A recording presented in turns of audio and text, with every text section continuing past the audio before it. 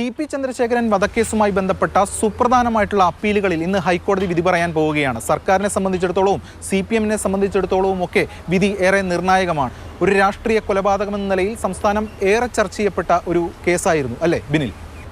സാധാരണ നമ്മുടെ നാട്ടിൽ ഒരുപാട് രാഷ്ട്രീയ കൊലപാതകങ്ങൾ നടന്നിട്ടുണ്ട്. പക്ഷേ TP കേസ് അത്തരത്തിലൊന്നല്ല. കാരണം രാഗിനി, ഈ കേസിൻ്റെ ഈ അപ്പീൽ വാദങ്ങളൊക്കെ നമ്മൾ പരിശോധിച്ചാൽ 5 മാസമാണ് ഈ അപ്പീലിലെ വാദം നടന്നത്. 5 മാസത്തെ വാദം എന്നത് 60 പ്രവൃത്തി ദിനങ്ങൾ പൂർണ്ണമായും ഈ കേസിന് വേണ്ടി മാത്രം ഹൈക്കോടതി മാറ്റിവെച്ചു എന്നതാണ്. അതിൽ നിന്ന് തന്നെ ഇതിൻ്റെ ഒരു പ്രാധാന്യം വലുതാണ്.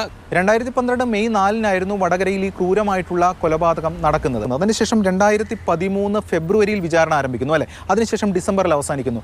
അങ്ങനെ വിചാരണ കോടതി വിധി പറഞ്ഞു. വിധി പറഞ്ഞ ശേഷം 12 പേരെ ശിക്ഷിച്ചു, നേരത്തെ സൂചിപ്പിച്ചതുപോലെ. പക്ഷേ CPM-ന്റെ പ്രധാനപ്പെട്ട നേതാവ് P. മോഹനടക്കം 24 പേരെ വെറുതെ വിടുന്നു. അങ്ങനെ ഈ കേസിൻ്റെ ഒരു വിചാരണ കാലഘട്ടത്തിൽ നോക്കിക്കഴിഞ്ഞാൽ ഒരുപാട് സാക്ഷികൾ കൂറുമാറിയ ഒരു കേസ് കൂടിയാണ്. അങ്ങനെയാണ് ഇത്രയധികം പ്രതികൾ വിട്ടുപോകാനുണ്ടായ ഒരു പ്രധാനപ്പെട്ട കാരണമായി ഈ കേസ് അന്വേഷിച്ചവരും പ്രോസിക്യൂഷനും ഒക്കെ പരാതിപ്പെടുന്നത് ആ ഒരു കാരണത്തെയാണ്. ഇതിൽ നമ്മൾ ശ്രദ്ധിക്കേണ്ടത് ഈ കൊലയാളി സംഘത്തിൽ 7 പേരാണ് ഉണ്ടായിരുന്നത്. കൊടിസുനിയും TK രജീഷും അടക്കമുള്ള 7-അംഗ കൊലയാളി സംഘം. ആ കൊലയാളി സംഘമാണ് ഇന്നോവ കാറിൽ വന്ന് ബൈക്കിൽ സഞ്ചരിക്കുകയായിരുന്ന ടി.പി. ചന്ദ്രശേഖരനെ ബൈക്കിടിച്ച് വീഴ്ത്തിയ ശേഷം മാരകമായി വെട്ടിപ്പരിക്കേൽപ്പിച്ച് ആ സ്ഥലത്ത് വെച്ച് തന്നെ അദ്ദേഹം മരണപ്പെടുകയാണ് ഉണ്ടായത്. ആ കൊലയാളി സംഘത്തിലുള്ള 7 പേർക്ക് ജീവപര്യന്തം കഠിന തടവാണ് കോടതി ശിക്ഷിച്ചത്. അതോടൊപ്പം തന്നെ ഗൂഢാലോചനയിൽ CPM നേതാക്കളടക്കം ശിക്ഷിക്കപ്പെട്ടിട്ടുണ്ട്. അതിലാണ് നമ്മൾ ശ്രദ്ധിക്കേണ്ടത് കുഞ്ഞനന്ദൻ, പാനൂർ ഏരിയ കമ്മിറ്റി അംഗമായ കുഞ്ഞനന്ദൻ. പിന്നീട് അദ്ദേഹം മരിച്ചുപോയി. PK കുഞ്ഞനന്ദൻ ഗൂഢാലോചനയിൽ ശിക്ഷിക്കപ്പെട്ടു. അതോടൊപ്പം തന്നെ KC രാമചന്ദ്രൻ ലോക്കൽ കമ്മിറ്റി അംഗമാണ്. KC രാമചന്ദ്രൻ ശിക്ഷിക്കപ്പെട്ടു. ഈ 2 പ്രതികളാണ് CPM-നെ ഈ കേസുമായി ബന്ധപ്പെടുത്തുന്നത്. രാഷ്ട്രീയമായി ഏറ്റവും പ്രധാനപ്പെട്ട ഒരു കാര്യം ഈ കുഞ്ഞനന്ദൻ്റെയും KC രാമചന്ദ്രൻ്റെയും കാര്യത്തിൽ കോടതി എന്ത് തീരുമാനമെടുക്കും എന്നുള്ളതാണ്. കുഞ്ഞനന്ദൻ പിന്നീട് മരിച്ചുപോയെങ്കിൽ കുഞ്ഞനന്ദൻ്റെ പ്രതിസ്ഥാനത്ത്, അതായത് കുറ്റക്കാരനാണ് എന്ന കണ്ടെത്തലിൽ തുടരുമോ എന്നത് ശ്രദ്ധിക്കപ്പെടേണ്ട കാര്യം.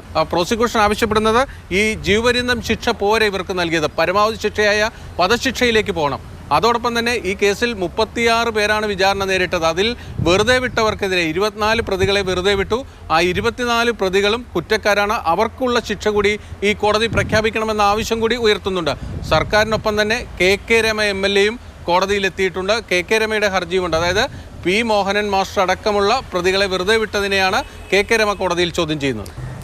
എന്തായാലും വളരെ സുപ്രധാനമായിട്ടുള്ളൊരു വിധിക്കായി നമുക്ക് കാതോർക്കാം. ജസ്റ്റിസുമാരായ AK ജയശങ്കരൻ നമ്പ്യാർ, ഡോക്ടർ കൗസർ ഇടപ്പകത്ത് എന്നിവരടങ്ങിയ ഡിവിഷൻ ബെഞ്ച് ഈ TP കേസുമായി ബന്ധപ്പെട്ട അപ്പീലുകളിൽ വിധി പറയും. രാഗിന്, അതുപോലെ തന്നെ ലോക്സഭാ തെരഞ്ഞെടുപ്പിന് ഇനി മാസങ്ങൾ മാത്രമേ ഉള്ളൂ. ആ ഒരു ഘട്ടത്തിൽ കൂടിയാണ് ഏറ്റവും രാഷ്ട്രീയ പ്രാധാന്യമുള്ള ഒരു കേസിൽ ഹൈക്കോടതിയിൽ നിന്ന് വിധി വരാനിരിക്കുന്നത്.